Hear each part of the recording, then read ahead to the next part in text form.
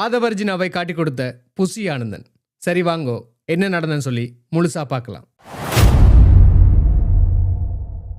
அனைவருக்கும் வணக்கம். நான் ஆர்ஜே டிஎஸ். புசி ஆனந்தன் சட்டமன்றத்தில் கதைக்கும் போது என்ன சொல்லியிருப்பார் என்றால், எங்கடா கட்ட ஒரு 1000 ரூபா கூடியே இருக்காது, என்னட்ட சொத்தே இல்லை, நான் ஒரு நடுத்தர குடும்பத்திலிருந்து வந்தவன் அப்படின்னு சொல்லியிருப்பார். அதற்கு எதிர்கட்சியிலிருந்து சொல்லியிருப்பாங்க, உங்களுக்கு பக்கத்தில் இருக்கிற ஆள்கிட்ட நிறைய சொத்து இருக்குன்னு சொல்லி. அதற்கு புசி ஆனந்தன் என்ன சொல்லியிருப்பார் என்றால், ஆம், அவரிடம் நிறைய சொத்துக்கள் இருக்கிறது, வேணுமெண்டா நீங்கள் எடுத்துக்கொள்ளுங்கோ அப்படின்னு சொல்லியிருப்பார்.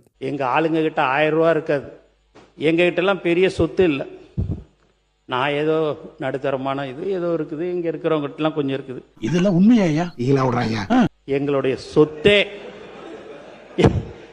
பக்கத்தில் இருக்கிறவரா, அவர்கிட்ட நிறைய சொத்து இருக்குது, ஒன்னா எடுத்துங்க, வேணான்னு சொல்லல. உங்களுக்கு அறிவு இருக்கா இல்லையா? ஒரு கிடையாது.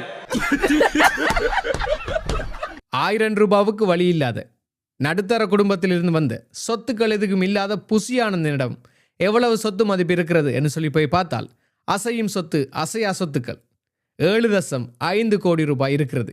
இவருக்கு பொறுப்புகள் இருக்கிறது 3.6 கோடி ரூபாய்.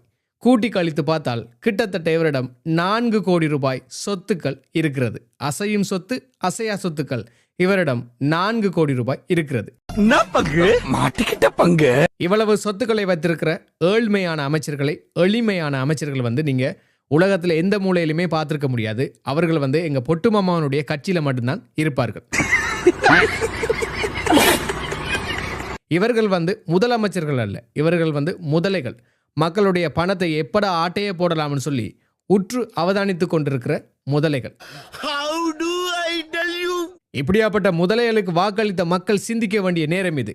நீங்கள் அளித்த வாக்கை மீள பெற முடியாது, ஆனால் இவர்கள் சொல்லுகின்ற பொய்யை உங்கள் செவிகளால் கேட்க முடியும். அவ்வாறு கேட்டு எது நல்லது எது கெட்டதுன்னு சொல்லி கண்டறிய வேண்டிய பொறுப்பும் கடமையும் உங்களுக்கு இருக்கிறது.